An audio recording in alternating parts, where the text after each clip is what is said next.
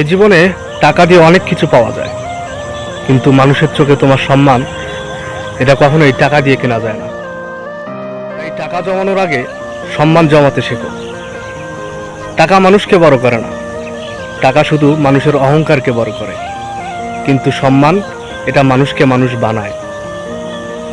তুমি যতই ধনী হও না কেন, যদি তোমার কথায় অন্যের মন ভেঙে যায়, তাহলে তোমার সম্পদ আর এই অর্থের বড়াই কাউকে স্পর্শ করে না।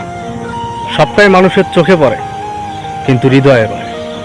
একদিন দেখবে যে মানুষটা তোমার টাকার জন্য পাশে ছিল, টাকা ফুরিয়ে গেলেই সেই মানুষটা হারিয়ে গেছে। কিন্তু যে মানুষটা তোমার সম্মানের জন্য পাশে ছিল, সে হাজারো দুঃখ কষ্ট ঝড় বৃষ্টির মধ্যেও তোমার কাঁধে হাত রেখে দাঁড়িয়ে থাকবে। সম্মান মানে শুধু মানুষের ভালো আচরণ নয়, সম্মান মানে একটা মানুষের হৃদয়ের কষ্টগুলো বোঝা। একটা কথা মনে রেখো, টাকার নোটে মূল্য লেখা থাকে ঠিকই, কিন্তু মানুষের মুখে সম্মান লেখা থাকে না। এটা অর্জন করে নিতে হয়।